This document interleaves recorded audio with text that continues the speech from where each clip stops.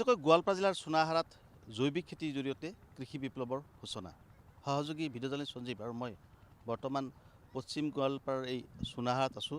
সহযোগী video' journalist সঞ্জীৱে দেখুৱাইছে সোনাহাৰাৰ খেতিপথাৰৰ এই দৃশ্য আমি দেখুৱাইছোঁ। এয়া বিলাহী ইয়াত দেখিবলৈ পোৱা গৈছে, সমানে সমানে আন পাচলি দেখিবলৈ পোৱা গৈছে। এইসমূহ পাচলি কিন্তু জৈৱিক সাৰৰ দ্বাৰা উৎপাদিত, ইয়াত ৰাসায়নিক সাৰ ব্যৱহাৰ কৰা নাই। যিহেতু ৰাসায়নিক সাৰ শৰীৰৰ কাৰণে ক্ষতিকাৰক, সেয়ে এই কথা উপলব্ধি কৰি সোনাহাৰাৰ কৃষকসকলে বিগত 2 বছৰ ধৰি আচলতে জৈৱিক সাৰ ব্যৱহাৰ কৰি তেওঁলোকে ফচল উৎপাদন কৰি আছে। মই কথা পাতিবলৈ যত্ন কৰিম। এই অঞ্চলৰ কিছু কৃষক ৰাইজ আছে, সমানে সমানে কিছু জনপ্ৰতিনিধিও আছে। মই কথা পাতিবলৈ যত্ন কৰিম। মই আপোনাৰ তাতে আহিছোঁ, যিহেতু ৰাসায়নিক সাৰ শৰীৰৰ কাৰণে ক্ষতিকাৰক, সেয়ে আপোনালোকে জৈৱিক সাৰৰ ক্ষেত্ৰত গুৰুত্ব আৰোপ কৰিছে আৰু ইতিমধ্যে পাচলি দেখিবলৈ পোৱা গৈছে। গতিকে কি ক'ব? প্ৰথমতে আপোনালোকক ধন্যবাদ জনাইছোঁ। আপোনালোকে যে আমাৰ এই ভিতৰুৱা গাঁও সোনাহাৰা অঞ্চলত আহি পাইছে, তাৰ কাৰণে আপোনালোকক আন্তৰিক ধন্যবাদ জনাইছোঁ। আৰু এটা কথা, আপোনাৰ কথা ঠিকেই কৈছে যে ৰাসায়নিক সাৰৰ দ্বাৰা যিখিনি আমি কৃষি সামগ্ৰীত ব্যৱহাৰ কৰোঁ, সেই ফলনখিনিয়ে যে মানুহৰ কাৰণে ক্ষতিকাৰক, এইটো আচলতে নিশ্চয়কৈ এই বস্তুটো আমিও নিজেও উপলব্ধি কৰিছোঁ। ইভেন কি আমাৰ গাঁৱৰ যিমানখিনি কৃষক আছে সকলোৱে এই বস্তুটো উপলব্ধি কৰিছে। কৰাৰ জৰিয়তেও হৈছে আমাৰ খৰমুজা পঞ্চায়তৰ সম্প্ৰসাৰণ আটোৱাৰ ৰহমান যে আছে তেখেত, আৰু NRLMত কাম কৰি থকা কৃষি সখী আইছা খাতুন, এই তেখেতৰ দুজনৰ তত্ত্বাৱধানত আজি আমাৰ সোনাহাৰা গাঁৱৰ যিখিনি কৃষক মানুহ আছে তেখেতে অলপ হ'লেও সজাগতা হৈছে। এতিয়া ৰাসায়নিক সাৰ বাদ দি জৈৱিক সাৰৰ দ্বাৰা এতিয়া খেতি কৰি আছে। কিন্তু জৈৱিক সাৰৰ দ্বাৰা যিখিনি খেতি কৰি আছে সিমান ডেভেলপ হোৱা নাই, উন্নত হোৱা নাই। যিমানখিনি আগতে ৰাসায়নিকৰ দ্বাৰা কৰিছিল সিমানখিনি হোৱা নাই। আজি আপোনালোকে দেখিবলৈ পাইছে এই যে গোটেইখিনি যিখিনি আপুনি চব্জি খেতি দেখি আছে, গোটেইখিনি আপোনাৰ এই কি কয় জৈৱিক সাৰৰ দ্বাৰা উৎপাদন কৰা। গতিকে আপোনালোকে অলপ আপোনালোকৰ মাধ্যম দি মই জিলা প্ৰশাসন কি কয় জিলা এগ্ৰিকালচাৰ অফিচাৰ তেখেতক মই অৱগত কৰিব খুজিছোঁ যে যদি আপোনালোকে অৰ্গেনিক পদ্ধতিত জৈৱিক সাৰৰ দ্বাৰা উৎপাদন কৰাৰ কাৰণে যদি আপোনালোকৰ মন মানসিকতা আছে, তেনেহ'লে আপোনালোকে আমাৰ নিচিনা সৰু কৃষকক অলপ সহযোগ কৰক, অলপ আগবঢ়াই দিয়ক। আৰু কি উৎপাদিত বস্তু আছে অৰ্গেনিক পদ্ধতিত, কিবা জৈৱিক ঔষধ পাতি আছে, সেইবিলাক আমাক যোগান ধৰক। আমি যিমানখিনি কৰিছোঁ এইখিনি আমি জাষ্ট শুনি পেলাই সেই বস্তুখিনি তৈয়াৰ কৰি পেলাই আমি সেইখিনি দি কৰি আছোঁ। নিশ্চয়কৈ আপোনাক ধন্যবাদ জনাইছোঁ। আমি দেখুৱাইছোঁ আচলতে কেৱল বিলাহীয়ে নহয়, আন শাক পাচলিও ইয়াত আছে। মই দেখুৱাইছোঁ, ইয়াত দেখিবলৈ পোৱা গৈছে এয়া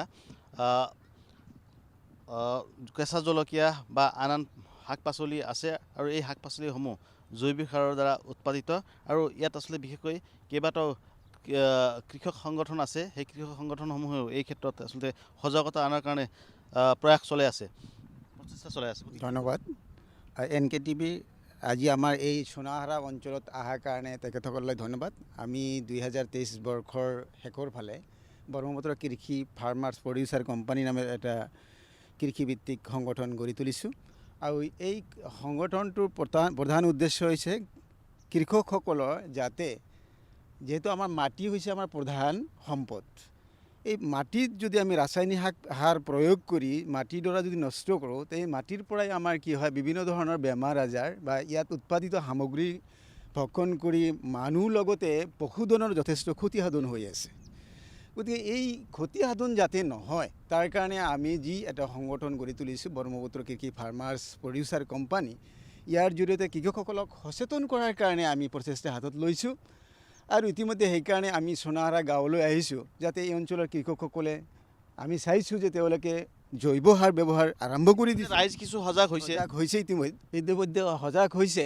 আৰু বেছিকৈ যাতে প্ৰত্যেকগৰাকী কৃষকে যাতে সজাগ হয়, যাতে তেওঁলোকৰ আপোন যি মাটিডৰা যাতে নষ্ট নহয়। ভৱিষ্যতে যিহেতু এই মাটিবিলাক নষ্ট হৈ আৰু উৎপাদনৰ পৰা বঞ্চিত হ'ব, মাটিডৰা নষ্ট হ'লে তেওঁলোকে উৎপাদনৰ পৰা বঞ্চিত হ'ব আৰু তেওঁলোকৰ পৰিয়ালটো হাহাকাৰত উপনীত হ'ব। তেনেকুৱা এটা পৰিস্থিতি নাহক, তেনেকুৱা এটা পৰিস্থিতি যাতে নাহে, তাৰ কাৰণে আমি ইতিমধ্যে কেইবাটা এৱাৰনেছ সভা পাতিছোঁ।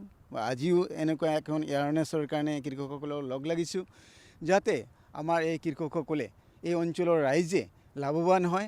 আৰু জৈৱিক সাৰৰ জৰিয়তে খেতি কৰি আছে এতিয়া। ইতিমধ্যে কৰি আছে আৰু যাতে অধিকভাৱে ব্যাপকভাৱে যাতে জৈৱ সাৰৰ প্ৰচলনটো যাতে আৰম্ভ হয় আৰু ইয়াৰ দ্বাৰা যাতে কৃষকসকল যাতে অধিক লাভান্বিত হয়, স্বাস্থ্যৰ যাতে অৱনতি নহয়, তাৰ কাৰণে আমি প্ৰচাৰ আৰু প্ৰচেষ্টা চলাই আছে। অভিযান চলাই আছোঁ।